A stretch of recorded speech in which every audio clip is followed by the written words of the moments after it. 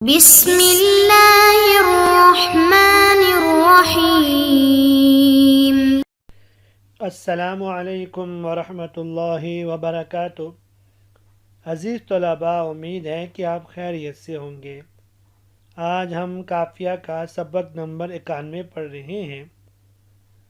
جس کے اندر ہم اضافت لفظیہ کی تعریف، اس کے مسائل، اس کے احکام اور اس کی مکمل تفصیل پڑھیں گے۔ چلتے ہیں اپنے سبق کی جانب۔ بسم اللہ الرحمن الرحیم۔ واللفظیۃ ان یکون المضاف صفة مضافة الى معمولها مثل ضارب زید وحسن الوجه ولا تفید الا تخفیفا فی اللفظ ومن ثم جاز مررت برجل حسن الوجه وامتنع مررت بزید حسن الوجه وجاز الضارب زید والضارب زید وامتنع الضارب زید خلافا للفراء وضعف الواهب المئة الهجان وعبدها وإنما جاز الضارب الرجل حملا على المختار في الحسن الوجه والضاربك وشبه في من قال إنه مضاف حملا على ضاربك۔ ترجمہ دیکھ لیتے ہیں۔ واللفظیت اور اضافت لفظیہ، ان یکون المضاف صفتاً، یہ ہے کہ مضاف ایسا صیغہ صفت ہو، مضافتاً الی معمول، یا جو اپنے معمول کی طرف مضاف ہو، مثل ضارب زید وحسن الوجہ، جیسے ضارب زید اور حسن الوجہ، ولا تفید الا تخفیفا فی اللفظ، اور یہ اضافت لفظیہ لفظوں میں تخفیف کا فائدہ دیتی ہے۔ ومن ثم جاز مررت برجل حسن الوجہ، اسی وجہ سے مررت برجل حسن الوجہ کہنا جائز ہے، اور وامتنع مررت بزید حسن الوجہ، اور مررت بزید حسن الوجہ ناجائز ہے۔ اسی طرح الضارب زید، الضارب زید بھی جائز ہے، لیکن الضارب زید کہنا صحیح نہیں ہے۔ خلافا للفراء، یہ امام فرا کے خلاف ہے۔ وضعف الواهب المئة الهجان وعبدها، یہ ضعیف ہے۔ وإنما جاز الضارب الرجل حملا على المختار في الحسن الوجه،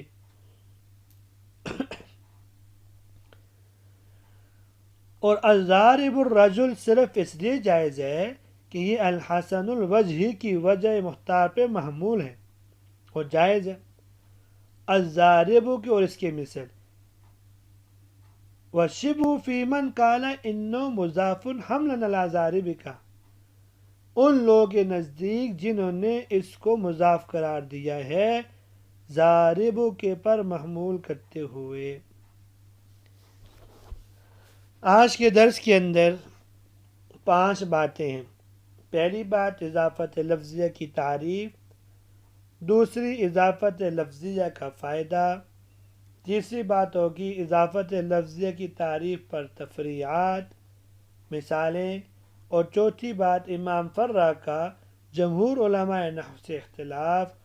اور جمہور کی طرف سے ان کا جواب۔ پہلی بات دیکھ لیتے ہیں۔ واللفظیۃ ان یکون المضاف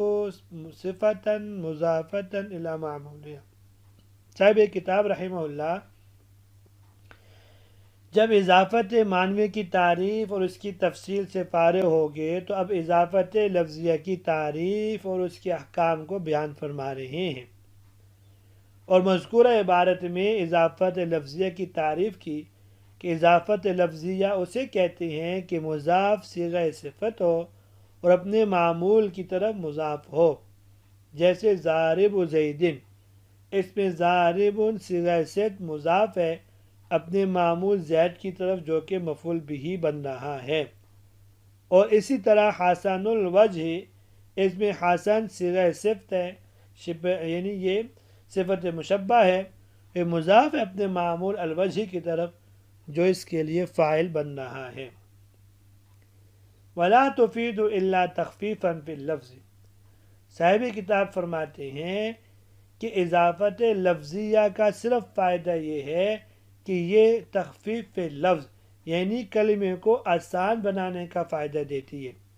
اور معنی کے اعتبار سے اس کا کوئی فائدہ نہیں ہوتا۔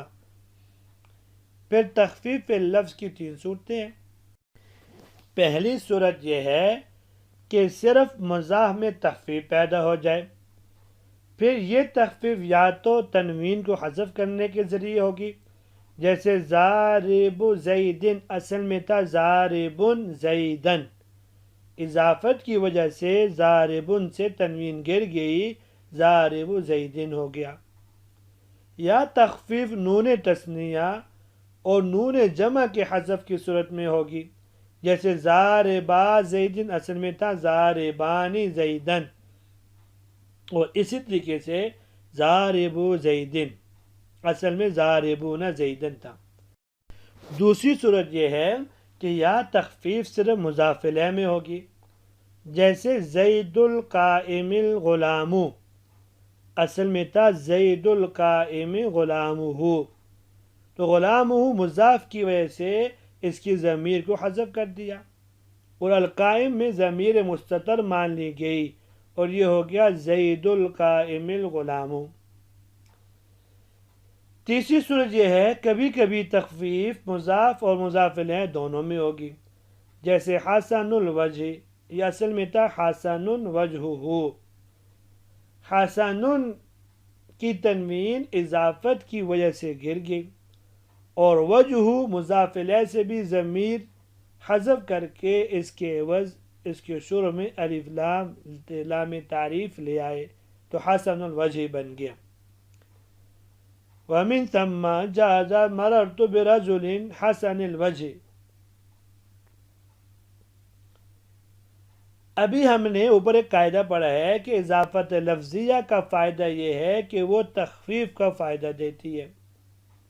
تو مفہوم مخالف کے طور پر اس سے یہ بات معلوم ہو رہی تھی کہ اضافت لفظیہ تعریف اور تخصیص کا فائدہ نہیں دیتی، تو یہ 2 باتیں ہوگی، ایک یہ کہ اضافت لفظیہ تخفیف کا فائدہ دیتی ہے، دوسری یہ کہ اضافت لفظیہ تخصیص اور تعریف کا فائدہ نہیں دیتی۔ ان دونوں باتوں پر صاحب کافیہ نے ایک تفریح پیش فرمائی ہے۔ پہلی تفریح دوسری بات پہ، وَمِن ثَمَّ جَازَ مَرَرْتُ بِرَجُلٍ حَسَنِ الْوَجْهِ وَامْتَنَعَ مَرَرْتُ بِزَيْدٍ حَسَنِ الْوَجْهِ، اس عبارت میں صاحب کافیہ رحمہ اللہ نے اس بات پر کہ اضافت لفظیہ تعریف کا فائدہ نہیں دیتی ایک تفریح پیش فرمائی ہے کہ مررت برجل حسن الوجہ، اس کی ترکیب تو درست ہے لیکن مررت بزید حسن الوجہ کی ترکیب درست نہیں ہے۔ وجہ کیا ہے؟ وجہ اس کی یہ ہے کہ مررت برجل حسن الوجہ میں رجل موصوف ہے اور حسن الوجہ یہ مضاف الیہ مرکز کی صفت ہے، موصوف صفت میں مطابقت ضروری ہوتی ہے اور وہ یہاں پائی جا رہی ہے،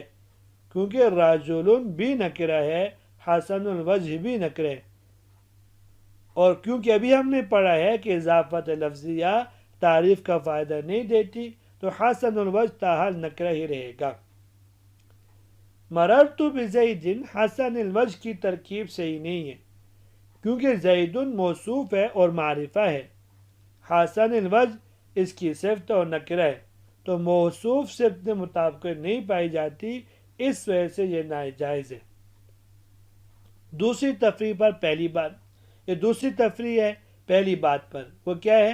وہ یہ کہ وجازت ضاربا زید والضارب زید وامتنع الضارب زید۔ اب پہلی بات کیا تھی کہ اضافت لفظیہ تخفیف کا فائدہ دیتی ہے،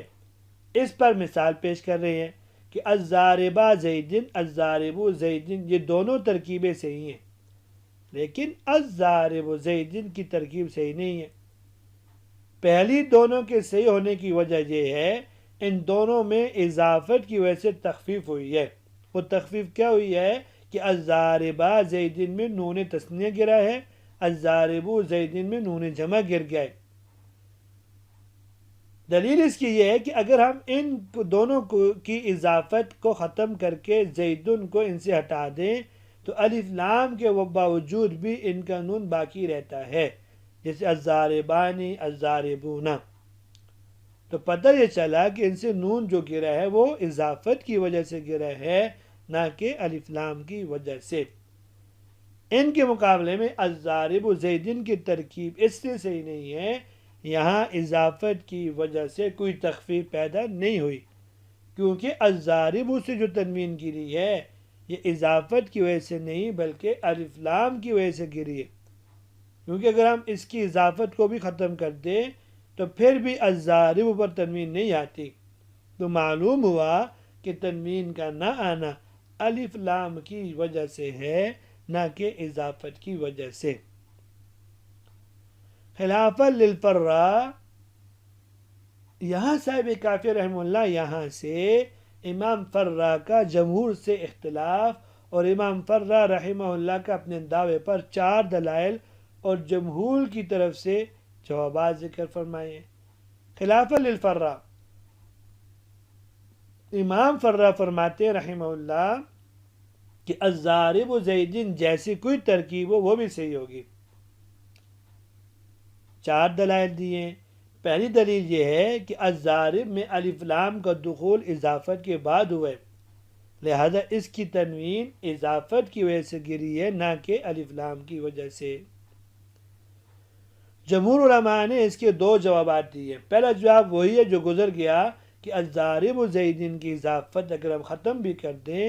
تب بھی اس پر تنوین نہیں آتی، تو معلوم ہوا کہ یہ الف لام کی وجہ سے حذف ہوئی ہے تنوین، نہ کہ اضافت کی وجہ سے۔ دوسرا جواب یہ ہے آپ کا یہ کہنا کہ اضافت الف لام کے دخول سے مقدم ہے، یہ دعویٰ بلا دلیل ہے۔ اگر ظاہر میں دیکھا جائے تو الف لام کا داخل ہونا مقدم معلوم ہوتا ہے، کیونکہ لام تعریف اسم کی ذات کی تحقیق کے لیے آتے ہیں، اور اضافت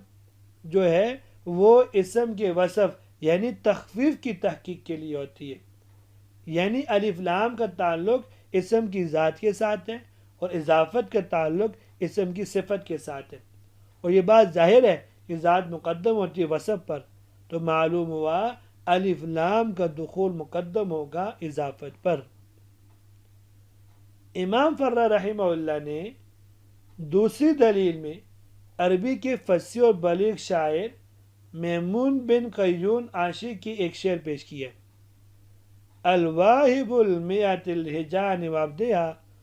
عودا یزجی خلفہا اطفالہا۔ میرے ممدوح کی بخشش کا یہ عالم ہے کہ 100 سفید اونٹنیوں کو ان کے چرواہوں سمیت بخش دینے والے ہیں، اس حال میں کہ وہ اونٹنیاں نوزائیدہ بچوں والی ہیں، اور یہ چرواہے ان اونٹنیوں کے پیچھے ان کے بچوں کو ہنکاتے ہیں۔ اور محل استشہاد کیا اس میں؟ مذکورہ شعر میں عبدہا کا عطف المیہ پر ہے، اور قاعدہ ہے کہ جو معطوف علیہ کا فاعل ہوتا ہے وہی معطوف کا بھی ہوتا ہے، لہذا الواہب جس طرح المیہ کی طرف مضاف ہو رہا ہے ایسی عبدہا کی طرف بھی مضاف ہو رہا ہے،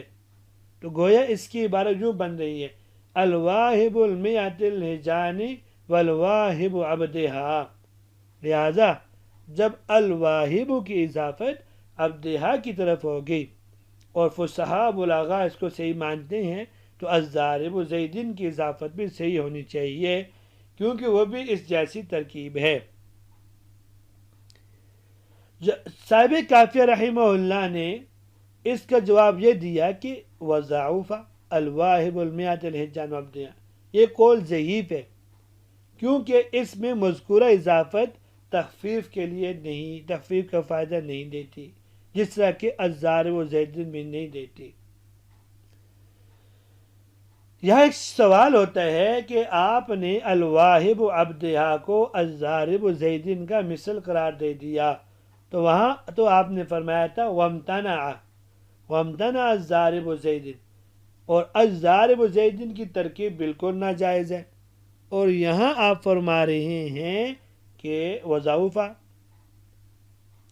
اس کا جواب یہ ہے کہ ان دونوں اضافتوں کو امام فرا نے ایک جیسے قرار دے دیا ہے، لیکن حقیقت میں ایک جیسی نہیں ہے، کیونکہ الضارب زیدن میں جو الف لام کی اضافت غیر معرف باللام کی طرف بلا واسطہ ہو رہی ہے، اور شاعر کے قول میں یہ معطوف علیہ کے واسطے سے اضافت ہو رہی ہے، اس حیثیت سے کہ معطوف بجمیع الوجوہ معطوف علیہ کے حکم میں نہیں ہوتا، یہ ترکیب جائز ہوئی، اور اس حیثیت سے کہ معطوف بعض وجوہ میں معطوف علیہ کے حکم میں ہوتا ہے، یہ ضعیف ہوئی، بخلاف الضارب زیدن کے اس میں بلا واسطہ ہونے کی وجہ سے یہ دو حیثیتیں نہیں ہیں، تو اس میں عدم جواز متعین تھا۔ امام فرا رحمہ اللہ کی دلیل کا دوسرا جواب یہ ہے کہ آپ نے واو کو عاطفہ بنایا، حالانکہ یہ واو عاطفہ نہیں بلکہ یہ بمعنی مع کے ہے، اور واو جب مع کے معنی میں ہوگا تو عبدیہ مفعول معہ ہوگا، نہ کہ مضاف الیہ۔ تیسرا جواب یہ ہے اگر ہم اس کو عاطفہ بھی مان لیں پھر بھی صحیح نہیں ہے، لیکن اس وقت آپ کے لیے حجت پھر نہیں بن سکتی، کیونکہ بعض اوقات عطف کے ذریعے کوئی چیز ذکر کی جائے تو وہ صحیح ہوتی ہے، اگر وہی چیز بغیر عطف کے ہو تو صحیح نہیں ہوتی، جیسے رب شاۃ و سخلتیا میں رب عطف کے ذریعے معرفہ ہے اور سخلتیا پر داخل ہے، جبکہ قاعدے کو ربا صرف نکرہ پر داخل ہوتا ہے، تو یہاں بھی ایسے ہی ہوا ہے کہ بغیر عطف کے ایسی اضافت ناجائز ہوتی ہے، جیسے الضارب زیدن میں، اور عطف کے ساتھ جائز ہوتی ہے جیسا کہ شاعر کے قول میں ہے۔ یہاں یاد رہے کہ مذکورہ شعر تب ضعیف ہوگا جب عبدہا کو مجرور پڑھا جائے، لیکن اگر اس کا عطف المیہ کے محل پر ڈال کر منصوب پڑھا جائے یا واو بمعنی مع مان کر اس کو مفعول معہ بنا کر منصوب پڑھا جائے تو یہ ضعیف نہیں ہوگا۔ امام فرا کے لیے پھر بھی یہ مستدل نہیں بن سکتا۔ شعر میں الواہب خبر ہے، مبتدا محذوف یعنی ممدوحی کے، اور الحجان بمعنی اونٹنیاں، یہ لفظ فلکن کی طرح واحد اور جمع دونوں کے لیے استعمال ہوتے ہیں، اگر اس کو بروزن قتال فرض کیا جائے تو یہ مفرد ہوگا، جیسے کہا جاتا ہے ناقۃ حجان، اور اگر بروزن رجال لیا جائے تو یہ جمع ہوگا، جیسے کہ نوقن حجان۔ عوزن یہ عائز کی جمع ہے بمعنی نوزائیدہ، یزجی زجا یزجی تزجیہ باب تفعیل سے مضارع کا صیغہ ہے بمعنی ہانکنا اور چرانا، اور یزجا بصیغہ معروف و مجہول دونوں پڑھا گیا ہے، معلوم ہو تو اطفالہا مفعولیت کی بنا پہ منصوب ہوگا، مجہول ہو تو نائب فاعل ہونے کی وجہ سے مرفوع ہوگا۔ امام فرا رحمہ اللہ کی تیسری دلیل یہ ہے کہ الضارب زیدن کی ترکیب الضارب الرجل کی طرح ہے، کیونکہ دونوں ترکیبوں میں مضاف اسم فاعل اور مضاف الیہ معرفہ ہے، تو جب الضارب الرجل کی ترکیب ٹھیک ہے تو الضارب زیدن کی بھی جائز ہونی چاہیے۔ صاحب کافیہ رحمہ اللہ نے جواب دیا کہ وَإِنَّمَا جَازَ الضَّارِبُ الرَّجُلِ حَمْلًا عَلَى الْمُخْتَارِ فِي الْحَسَنِ الْوَجْهِ، کہ محترم الضارب الرجل کی ترکیب صحیح ہونے کی دلیل کوئی اور ہے، اور وہ یہ ہے کہ ہم اس کو الحسن الوجہ کے مختار قول جو مجرور پڑھنے کا ہے پر محمول کرتے ہیں، حالانکہ قیاس کا تقاضا تو یہ تھا یہ بھی ناجائز ہوتا، اور اس کو اس پر حمل کرنے کی وجہ یہ ہے کہ یہ دونوں دو چیزوں میں مشترک ہے، پہلی دونوں ترکیبوں میں مضاف صیغہ صفت ہے اور معرف باللام ہے، اور دوسری چیز یہ ہے کہ دونوں میں مضاف الیہ اسم جنس اور معرف باللام ہے، جبکہ الضارب زیدن میں مضاف کی مشابہت تو اس کے ساتھ ہے لیکن مضاف الیہ اس میں غیر معرف باللام اور اس میں علم ہے، تو مطابقت تامہ نہیں رہی۔ امام فرہ رحمہ اللہ کی چوتھی دلیل، امام فرہ کہتے ہیں کہ الضارب زید، ان وغیرہ مثالوں میں تنوین اضافت کی وجہ سے نہیں بلکہ الف لام کی وجہ سے گری ہے۔ تو اب میں کہتا ہوں کہ جس طرح اس کو تم نے ناجائز کہہ دیا تو الضارب کا وغیرہ ترکی کو بھی ناجائز کہہ دو، حالانکہ الضارب کا تمہارے ہاں جائز ہے، باوجود یہ کہ اس سے بھی جو تنوین گری ہے وہ الف لام ہی کی وجہ سے گری ہے، نہ کہ اضافت کی وجہ سے۔ لہذا یا تو دونوں کو جائز کہہ دیا جائے یا دونوں کو ناجائز، ایک نہ ہو کہ ایک کو جائز اور ایک کو ناجائز۔ جمہور نے اس کے دو جوابات دیے ہیں۔ وہ پہلا جواب تو یہ ہے کہ امام فرہ ان سے کہا جا رہا ہے کہ آپ کو شبہ پڑ گیا، کیونکہ جمہور علماء نحو تو الضارب کا میں اضافت کے قائل ہی نہیں، بلکہ اکثر کا قول یہ ہے اس میں الف لام الذی کے معنی میں ہے، اور ضاربن صیغہ اسم فاعل ضربہ کے معنی میں ہے، اور کاف ضمیر مفعول بھی ہے، لہذا آپ کا استدلال کرنا صحیح نہیں ہوا، اس لیے کہ اضافت کے ساتھ اس کا تعلق ہی نہیں۔ دوسرا جواب، اگر اس میں اضافت کو تسلیم بھی کر لیا جائے جیسا کہ امام سیبویہ اور ان کے متبعین کا قول ہے، تو پھر بھی اس سے آپ کا استدلال صحیح نہیں، اس لیے کہ وہ خود فرماتے ہیں انہ مضاف حملا علی ضاربک، یعنی اس کو ہم نے قیاس کیا ہے ضاربو کے پر، اور ضاربو کی سے تنوین اتصال ضمیر کی وجہ سے گری ہے، نہ کہ اضافت کی وجہ سے۔ تو الضاربو کا میں بھی تنوین اسی طرح ضمیر کی اتصال کی وجہ سے گری ہے، نہ کہ اضافت کی وجہ سے۔ یہاں تک آج کا سبق تھا، جس کے اندر ہم نے اضافت لفظیہ کی تعریف، فوائد اور امام فرہ رحمہ اللہ کا اعتراض اور ان کے جوابات پڑھے ہیں۔ امید ہے کہ آپ کو سمجھ میں آ گیا ہوگا۔ کل حاضر ہوتے ہیں نئے سبق کے ساتھ، اجازت دیجیے۔ اللہ تبارک و تعالی ہم سب کا حامی و ناصر ہو۔ السلام علیکم ورحمۃ اللہ وبرکاتہ۔